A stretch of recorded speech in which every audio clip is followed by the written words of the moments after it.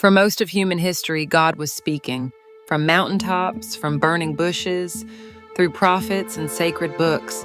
But today, silence. What changed? Did God stop speaking, or did we stop listening? Was there a moment when the divine voice was silenced, or did we simply become too distracted to hear it? Is the absence of sound a sign of abandonment, or is it something far deeper? In the ancient world, God didn't just communicate, He spoke directly and often. In Mesopotamia, gods were not distant figures but active forces. They commanded kings and mortals alike, offering guidance, punishment, and blessing. In the Torah, God spoke to Moses, giving him the 10 Commandments on Mount Sinai, as thunder roared and the earth trembled beneath his feet. In Christianity, the Word became flesh, a living testament to divine presence. Jesus Christ didn't just deliver messages, He embodied the very essence of God's will. And in the Qur'an, the revelations were delivered directly from God to the Prophet Muhammad, changing the course of history. These were ages of divine communication where the heavens were never silent. But one question echoes through time: why did the divine voice fall silent? Was the silence a sign of completion or a deeper mystery? As time passed, the direct voice of God seemed to fade. Islam teaches that the final revelation came with the Qur'an, a message that marked the end of divine speech in its audible form.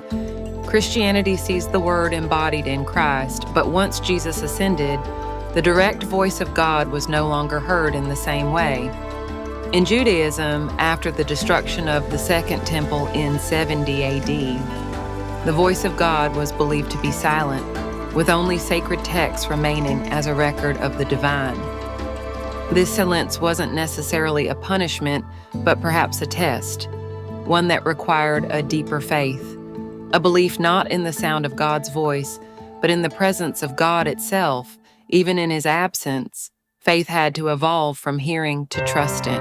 In the East, silence is not seen as absence, but as a form of divine wisdom. In Buddhism, the goal isn't to hear God, but to awaken to the divine within. It's about the silence of the mind, the stillness of the soul. In Hinduism, the divine is often experienced not through speech, but through dreams, symbols, and avatars. Divine messages come in forms that transcend the need for words. Perhaps in the East, the divine speaks through silence, teaching us to listen not with our ears, but with our hearts. In the modern world, the noise is louder than ever. The constant buzz of notifications, the hum of traffic, the endless chatter of the media. We become deaf to the subtle whispers of the divine. But science suggests that prayer activates a part of our brain responsible for hearing the inner voice. Could this be God speaking, not from the sky, but from within? Perhaps the divine silence is not a void, but a space where we must find our own inner voice. Maybe God didn't stop speaking, maybe we were just too distracted to hear Him. The divine silence is not the absence of communication, but the invitation to listen more deeply.